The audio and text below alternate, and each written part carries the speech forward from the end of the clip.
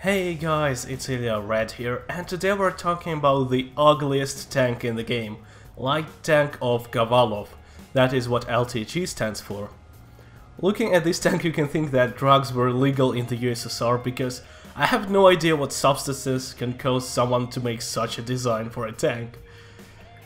We have such a low hull that I have almost drowned in highway. I had a countdown while I was under the bridge there, so be careful and stay away from water in this tank. It's afraid of water like a cat.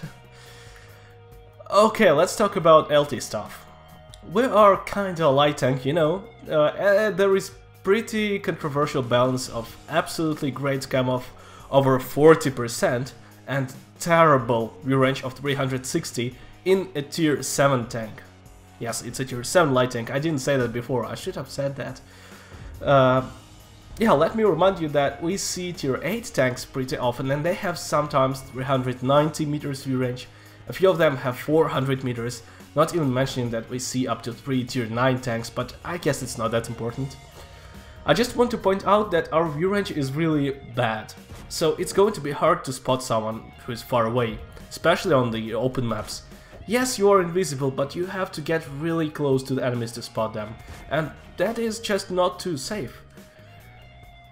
And yes, about getting close to the enemies, that's where we are going to have problems as well. We're not really slow, but 63 km an hour is not really what you want from a light tank.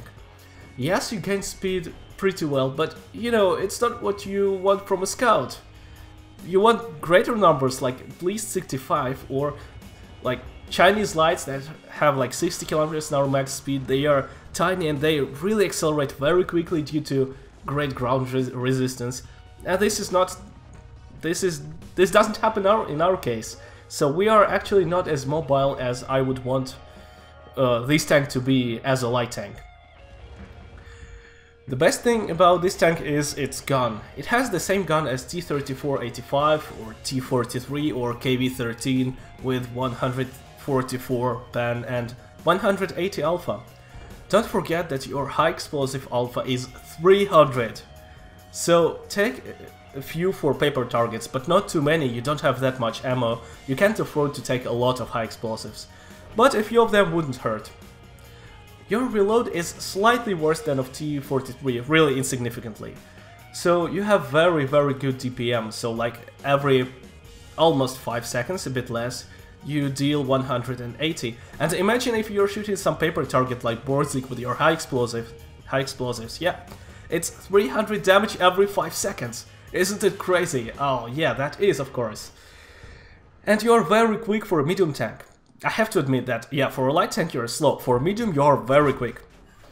You don't have outstanding accuracy or gun handling, and you really feel you're playing some T-43, you have to stop and aim. But it's not bad, the gun is not uncomfortable, and with your speed you can be at anyone's side or back pretty easily. So if you like T-43 or T-34-85, you will definitely like this ugly thing. It's really just an improved, invisible and quick version of T-43. As for the equipment, I suggest optics, rammer, ventilation, so that we can boost view range to some minimal level which will allow you to do at least some spotting. Or you can try to use vertical stabilizer instead of vents, but I'm not sure that you will feel that much of advantage with vertical stabilizer. Well, it's up to you really. I don't want to give up scouting completely because it's still possible with this view range, and especially with this camo, so it's pretty situational, but you can do scouting. So vents allow me to do some scouting. That's why I choose vents over vertical stabilizer in this case. Okay, let's just make some summary. LTG is an extremely ugly tank, I guess that's an important point, which is played mainly like a medium, which is perfect for flanking because for a medium it has really outstanding mobility. As a light tank it's pretty weak despite its really crazy camo.